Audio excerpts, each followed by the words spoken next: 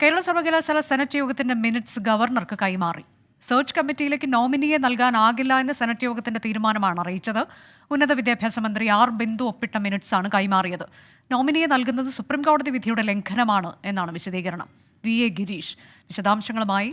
ഗിരീഷ്, ഇനിയിപ്പോൾ ഇതിൽ ഗവർണർ എന്ത് നിലപാട് സ്വീകരിക്കുന്നു എന്നുള്ളതല്ലേ പ്രധാനം?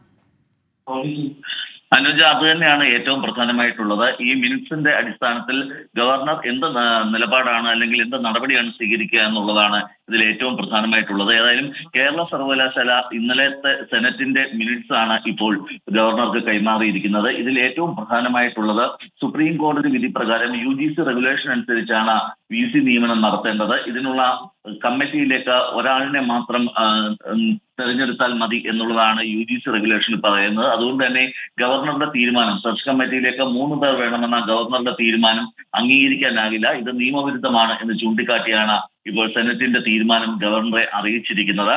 സെർച്ച് കമ്മിറ്റിയിലേക്ക് അതുകൊണ്ട് തന്നെ കേരള സർവകലാശാലയ്ക്ക് നോമിനിയെ നൽകാനാകില്ല എന്നും ഈ മിനിറ്റ്സിൽ വ്യക്തമാക്കുന്നുണ്ട്. ഈ മിനിറ്റ്സിന്റെ അടിയിൽ ഒപ്പിട്ടിരിക്കുന്നത് ഇന്നലെ സെനറ്റ് യോഗത്തിൽ അധ്യക്ഷം വഹിച്ച ഉന്നത വിദ്യാഭ്യാസ മന്ത്രി ഡോക്ടർ ആർ ബിന്ദുവാണ്. ഏതായാലും ഇത് സംബന്ധിച്ച് കേരള സർവകലാശാല ഔദ്യോഗികമായ തീരുമാനം ഇപ്പോൾ ഗവർണറെ അറിയിച്ചു കഴിഞ്ഞു.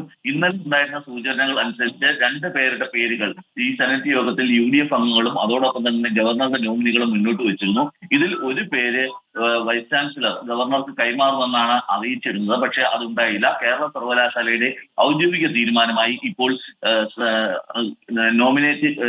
ഈ പ്രതിനിധിയെ നൽകേണ്ടതില്ലെന്ന തീരുമാനം ഗവർണറെ അറിയിച്ചിരിക്കുന്നു. അനുജ, കേരള സർവകലാശാല സെനറ്റ് യോഗം ഇന്നലെ നടന്ന യോഗത്തിന്റെ മിനിറ്റ്സ് ആണ് ഗവർണർക്ക് നൽകിയത്. ഇനി ഗവർണർ എന്ത് നിലപാട് സ്വീകരിക്കുമെന്നുള്ളതാണ് പ്രധാനം.